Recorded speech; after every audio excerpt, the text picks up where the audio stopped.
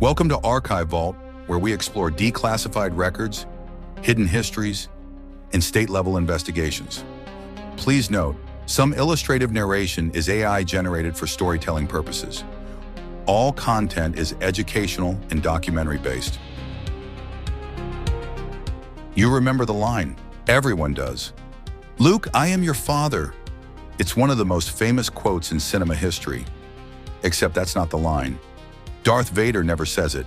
The actual line is, "No, I am your father." No Luke, no dramatic address, and yet millions of people, including people who have seen the movie dozens of times, remember it wrong. Not slightly wrong, collectively wrong. Late-night hosts say it wrong, comedians say it wrong, merchandise prints it wrong, impressions repeat it wrong. So what happened? Did the world mishear it? Did parody overwrite memory? Or did repetition replace reality? Now here's where it gets interesting.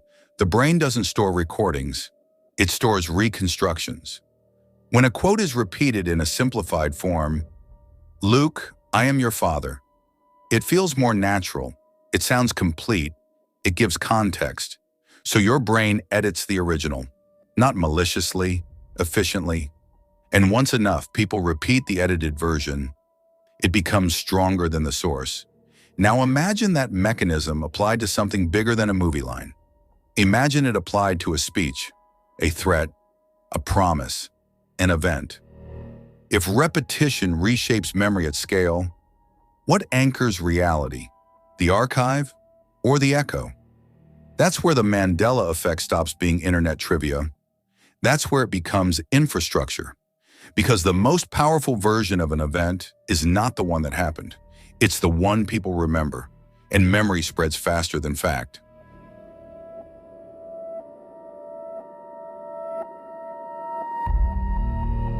You remember the line wrong. That's fine, it's a movie. But here's what's strange. When people rewatch the scene and hear the correct line, "No, I am your father," many feel disoriented, not amused, disoriented. Because the wrong version feels more real than the original. That reaction matters. It means your memory isn't just inaccurate, it resists correction.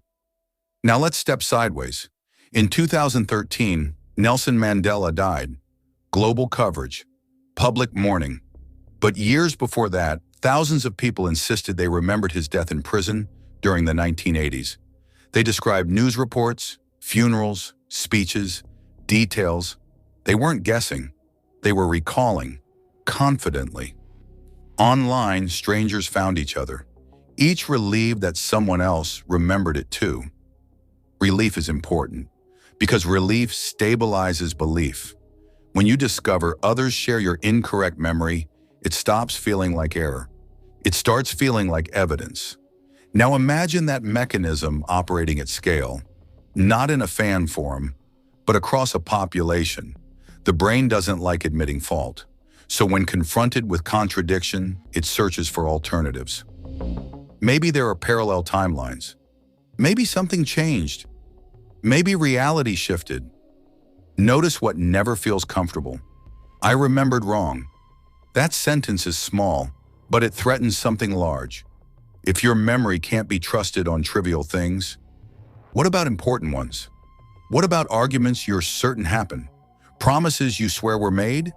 Events you would testify to? Memory is not a recording device. It is a storyteller, and storytellers prioritize coherence over accuracy.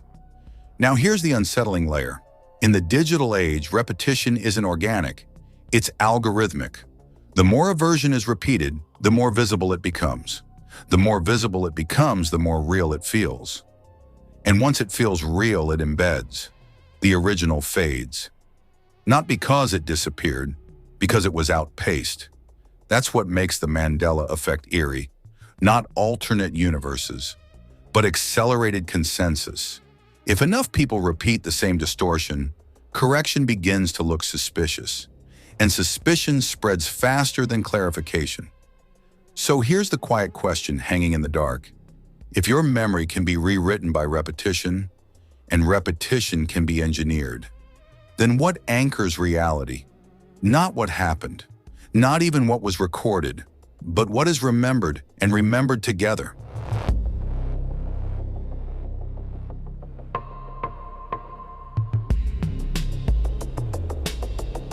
You think memory only fails in small ways.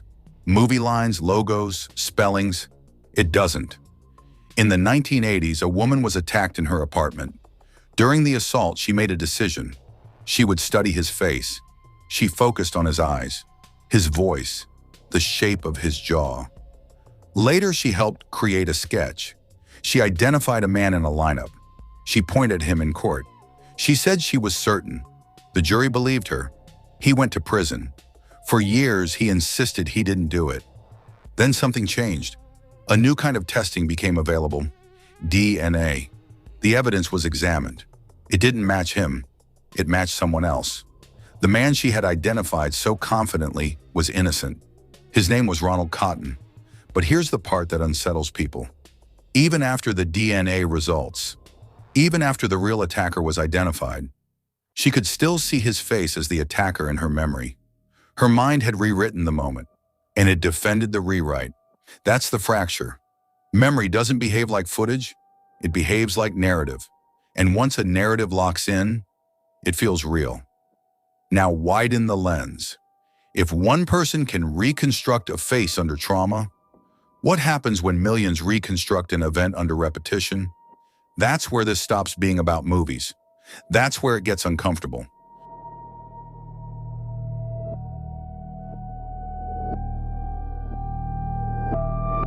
You are certain about something, not a movie line, not a logo, something real, a conversation, a promise, a moment in your life. You can see it clearly. You remember where you were standing, what was said, how it felt. Now imagine someone else who was there remembers it differently, not slightly differently, completely differently, and they are just as certain as you are. Who is wrong? You, them, or both? Memory does not store events. It stores impressions. Each time you recall something, you don't retrieve it. You rebuild it. And each rebuild strengthens the latest version. Now add repetition. Retell it to friends. Post about it. See it referenced online. Hear someone summarize it. The version that circulates most becomes the version that survives, even if it was never exact. The Mandela Effect isn't about alternate universes. It's about narrative gravity. The version repeated most often pulls memory toward it. And once enough people orbit the same version, correction feels like attack. Because it threatens identity, it threatens certainty, and certainty feels safer than accuracy.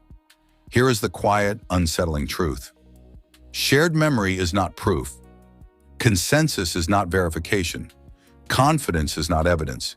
If millions can misremember a line from a film, if a courtroom can convict on reconstructed memory, if entire communities can align around events that never unfolded exactly that way, then reality is thinner than it feels. Not fragile, but negotiable. Not because facts vanish, but because memory adapts. And in an age where repetition is constant and algorithms decide what you see most, the strongest version of reality may not be the truest one. It may simply be the loudest. So the next time you are absolutely certain about something you remember, pause. Ask yourself, did I experience it? Or have I reconstructed it so many times that it only feels original? Because once memory hardens, it doesn't announce when it drifts. It just becomes real.